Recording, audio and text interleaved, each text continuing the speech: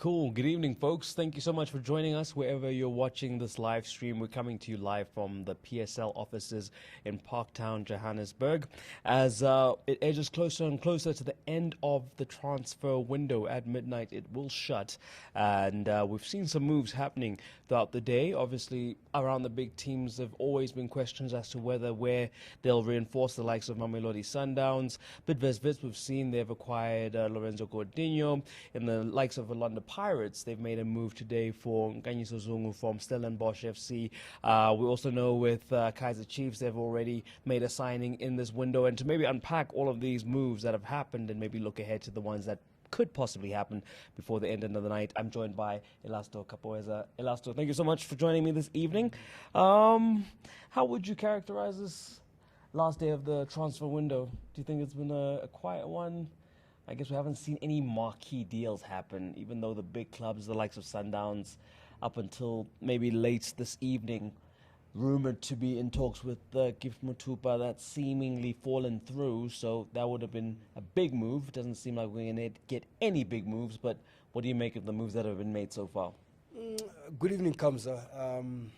I would say that I think it's relatively quiet, looking at what has happened in this period. You know, in the past years, a lot of activity when it comes to teams like Sundowns, the big three, the big four, SuperSport as well. Very quiet. Maybe it's an indication that they've done their homework. Maybe they are satisfied with their squads at the moment. You look at all these teams, yes, you might say that they've been doing so well. The signings might have happened already in the June, July, August window. At the moment, I'm not sure if they are looking to try to strengthen. Yes, again, we can't really rule out anything. If you look at that, this window normally closes at 12 midnight. Still, something might be cooking that we're not aware of. That is why we are here. But I think for me, the surprise has been Nkanyiso Zungu going to Orlando Pirates. Look, coming from Stellenbosch, you'd say that Stellenbosch struggling, especially at the beginning of the season. Yeah, they seem to. So Zungu wasn't a player that maybe you'd say, you know, him playing for Amazulu, helping Stellenbosch, of course, to gain that promotion to be one of these big teams. I think, that is where there's a little bit of a surprise. Well, let's speak about caliber, because also what's happened is Musa Nyatama has also been released by Orlando Pirates, clearly not figuring into the very short tenure of Joseph Zimbabwe, so he's seen nothing to keep him around. What do you think has made that happen? What do you think? He's not a player suited to what Zimbabwe is trying to do? It would suggest so, him being released. Now, if you talk about the new coach Zimbabwe having come in, and you look at however way you look at it, players being released, and also the players that are coming in for a coach that's just been appointed, you know, recently. So I think it just tells me that he might not be the one actually making those decisions, as far as I'm concerned, because it would be difficult where I'm seated that a coach who's just joined the club of Pirates would know what Musa Nyatama is all about. And also Zungu, that he would know what Zungu is all about. So I'm sure for a club as big as Pirates, of course, I'm sure there's other people in the club that are responsible to bring in players, and the coach, I'm sure, for this season is just for him to work with whatever material that is at his disposal. But I'm surprised for Musa to have left. I mean, look at a season and a half ago he was the player of the season, and now I'm surprised, you know, for Musa being released, and also Zungu coming in as a potential replacement. Yes, both are different players, but maybe that's the thinking around the release of Musa Nyatama and also the bringing in of Zungu. Okay, and lastly on Pirates, we already know about this deal, Justice Shabalala going through to Bloemfontein Celtic. Another one who, needs to revive his career, do you think? Look, I think he's a player who's been unlucky, Justice Shabalala. If you look at the defensive woes, defensive problems that Pirates has been accustomed to, where they've always been forever looking for a centre-back. And I felt that Justin has been there, who needed to be given opportunity, but never go to get that chance. I think it's good sometimes to move away from the club, go on loan. And I think Celtic presents a perfect opportunity, maybe hopefully come back to Pirates and add on to whatever that will be happening at that time. Okay, well, let's keep on with our theme of the big four. Let's look at now the team at the top of the table, Kaizer Chiefs. Just one solitary piece of business in terms of acquiring a player in Anthony Akumu. He comes in from Zesco. I guess also it's a case of if it's not broke, don't fix it. They don't need to do too much. They're a team firing on all cylinders. They've got the momentum. You don't want to tinker too much. What do you think Anthony Akumu brings to the fold for Kaizer Chiefs? Look, he's a versatile player, somebody who can play either in midfield, also he can play in defense, physically very strong as well. And we have seen of late that it's a Kaizer Chiefs side that has been dominating in the air. They've been very physical. Right. They are not playing your beautiful brand of football, but they're getting the job done. And I'm sure Akumu would come in there and just for a team in that position. We are seeing the second place, but they've signed one or two player, players. yeah, Yes, the minimum so to come I through. think it's the norm. Right. I don't think Kaizer Chiefs were going to allow or let this window period pass by without having one or two additions in the But squad. at the same time, not destabilizing them. For sure, that's what I'm saying. I think one makes a lot of sense Yeah. to sign just one player Right. without actually trying to bring an avalanche of players that now they might not get to play. But I think it's a sensible signing to just bring one player. Yes. Well, there's a team that made an avalanche of signings at the beginning of the season. They fell away, and now they're sitting, in third position on the table. So some would argue that, you can, in terms of bringing personnel, find a balancing act. But I guess maybe that speaks to what's happening at Pirates. Let's maybe talk about that, because it's a squad that was so bloated come the beginning of the season, because there was expectation of a lot of football for them to be played on many fronts. It didn't quite pan out that way, but are you surprised or not surprised as to how many people they've let go? Or do you think because now there's a new coach, the bodies need to stick around so he can run his eye over them for this last half of the season before he decides what to do with them in the summer? It might be a recommendation coming from the coach. And I think the coach has got something. He's got a leg to stand on. Right. He started very well. The results are on his side. Yeah. And I'm sure he's in a position to say that, wait a minute, if really this team has to continue in this manner, definitely I need a good, sizable squad that I can be able to manage. We all know Pirates has always had so many players. Yes, you might have thought that at the beginning of the season, thinking Champions League is there. Right. That is why they had a huge squad. But now they bowed out early in that competition.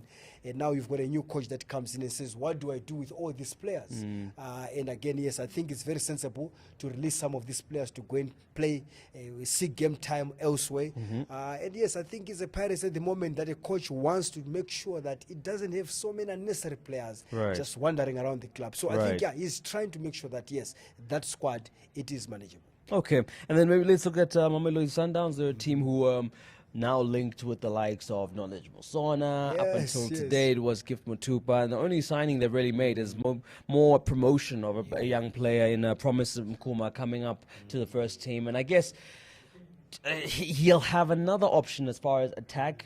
The great thing about Sundowns is that their goals come from different sources. So it's not like when they lose a striker, like Afonso, they don't have now. They're going to be stuck for goals. But they didn't get a striker to help them in Africa, because they're through to the next round, and of course turn up the heat on Kaizer Chiefs. Do you think it's a missed opportunity this window for them? Are they going to kick themselves come the end of the season? I think for Sundowns, if you look at them, Kamsa, it's a side that if they've to sign a player, now they are looking at what they have.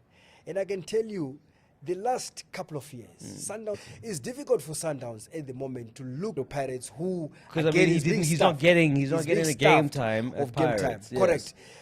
But these two sides, I mean, if you look at the trade between your Pirates, Kaizer Chiefs, Sundowns, it rarely happens. Because you Sell their player or loan their players to other teams besides Of having course. a Justin Songa going to Mamelodi Sundowns. Well, yes, there is rumored interest in Shonga from overseas. We'll see if anything transpires. That's why we're here, live from the PSL studios in Parktown, to see if any last-minute deals are going to get over the line. We have just over 3 hours to go until the window is shut, so we'll keep you posted as we're live on the scene as to any other moves that happen this evening. Let's focus on some of the other teams in terms of signings they have made. Looking at SuperSport United, I mean, you know, they've had a season where they're slightly inconsistent, but now they've brought in Moses Waiswa from Vipers. In terms of that acquisition, what do you make of it?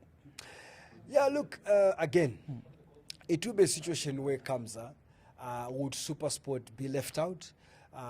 But if you look at SuperSport, I think there's been also a focus on their development players.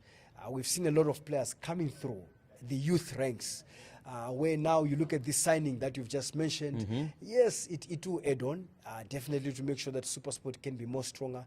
But you would say that I think it's a team that, for me, I will be satisfied with the result thus far for SuperSport. Yes, they are thereabout in time. So you might say that so far, it is so good at SuperSport. Yes, and he's one for the future. I mean, he's only 22 years old. That's what I'm saying. That if you look at the age, you look at some of the players that have come through, the likes of Sipho Mbule, and if you look at Mokoena, he looks like a seasoned campaigner. It looks like he's 29, but the boy is still young. So the future looks very bright for SuperSport. Okay, we've already mentioned Bidvest Wits. They've been in a bit of a tug of war as far as Gift Matupa is concerned. It seems like the deal is dead in the water. He'll remain a Wits player. And in terms of other reinforcements, they've bought a total of 3 players in, but I guess the big one there would be Gordinho leaving Chiefs. Bit of a strange one for him. He was doing well at Celtic. You'd think when he got back to Chiefs he'd have a chance. Didn't get it. Was apparently the coach was very open with him. Told him that, listen, you don't fit into my plans. Yeah, but Bidvest Wits, I guess Chiefs' loss is their gain. It is their gain. Defensively, you look at Bidvest. Is he going to play though? Because you have that centre back pairing of Mkwanazi and Tyson, and you think to yourself, is he going to unseat either of those? And that is a Bafana pairing. Exactly. If you look at it, Bafana has been relying on basically the back four of Bidvest Wits. But I think Gavin has always got an eye for defenders, centre backs, always done well. And I'm sure that bringing Gordinho to Wits, he's trying as well, because Tyson, there are times also Tyson plays as a right back as well. So I think I would think that he would play in that back four. Gordinho, he did well at Celtic. Right. At Chiefs was always going to be difficult. A team that actually was just on fire. Right. On song, and it was difficult for him to crack into the team. But now I think an opportunity is presented to him at Bidvest. Okay. Let's maybe look very quickly in terms of Maritzburg United. I mean, I remember being here the last transfer deadline day, and that was the day that they signed Brocky from Sundowns. And then now we have a situation where one of their players who, it's weird, at one point he was linked with the likes of Mamelodi Sundowns, Dylan Mekwa, now finds himself at Ajax Cape Town. They're atop the standings in the Glad Africa Championship, but now confusion around their coach and what's happening there. So, I mean, you look at a player like, but with a game in hand, it must be said, can he be useful to the storming of that number? You had to mention Mekwa. Sure. Around the time, the kind of the influence that he had on that team. The likes of Makaringi, they are coming way after him. He was way ahead. Sure. But something happened there. Mabue end up taking the steam. That's the thing. He was the one that we know him to be. And now Ajax comes knocking on the door. For a player, again, not having that power, right. I think it's going to help Ajax to try to sustain and consolidate the position with Ajax if they manage to just continue with the position where they are currently occupying. Moved on to Orlando Pirates, but they've acquired Granwald Scott, Ovidi Karuru, and Nathan Sinkala. Stellenbosch off my notes here. I would not be able to say that's where they were going, these players.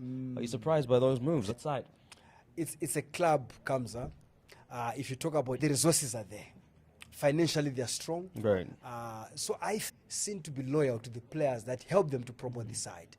But after a certain time, you find that now they change tune, where they realize that, no, look, the level has changed. There are players that with immense experience, Sankala, former Zambian international, having won, being at Amazulu, already scored a goal in the last match and scored.